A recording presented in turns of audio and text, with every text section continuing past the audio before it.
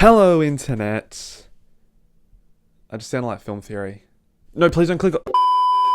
It's Cooper from the Coruscant Knights channel. Thanks for clicking on the video. Appreciate it. I have just built Jedi Bob's Starfighter from Lego Star Wars.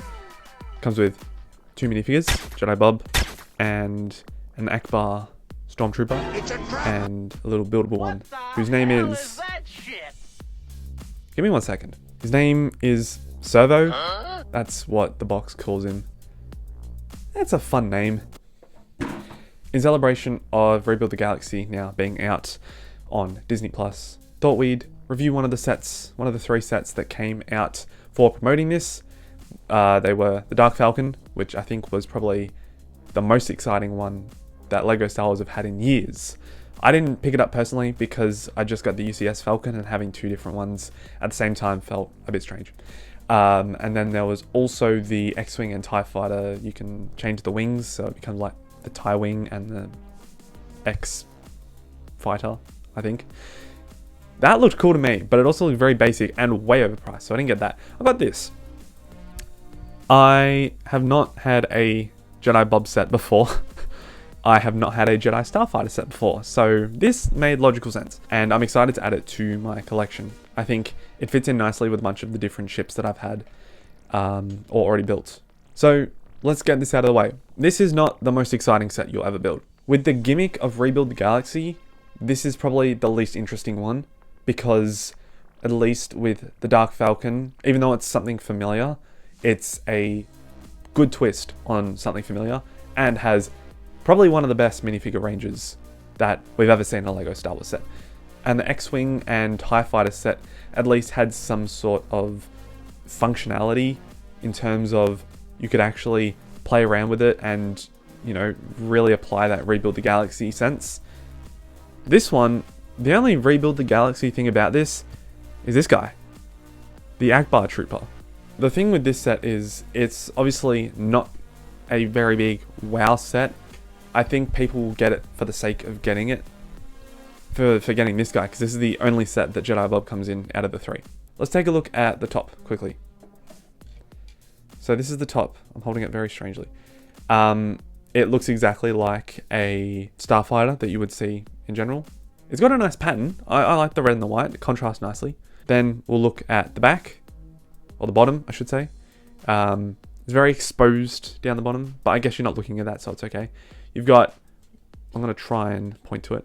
This one, there's a set of landing gear here, and there's like a little stump thing down here, which is another thing that holds it up. Let's flip around to the back.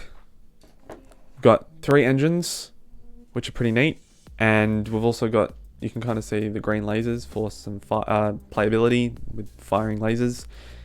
Not that interesting to me. This is more a display piece. At the top, you've got a little hatch that can open that you can put... Well, sorry, I should be putting Jedi Bob in there because it's his Starfighter. Yep. He's in there now. He is safe and sound in there forever. So, positives about the set. It's a fun build. You'll have a good time building it.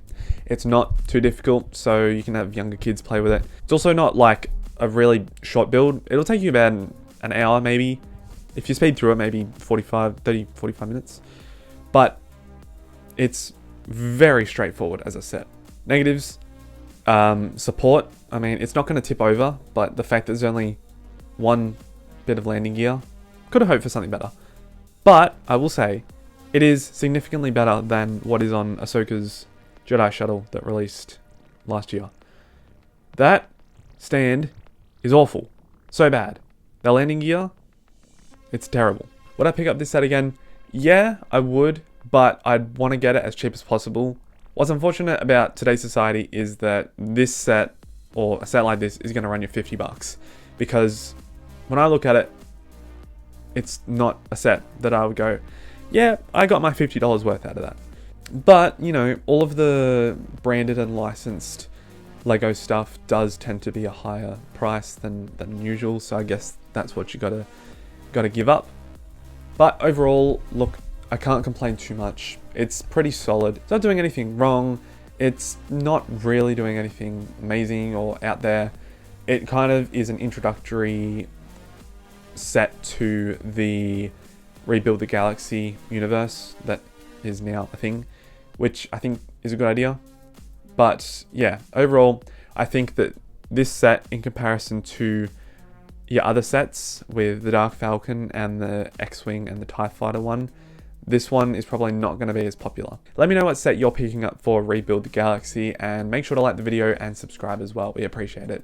Thanks very much for watching.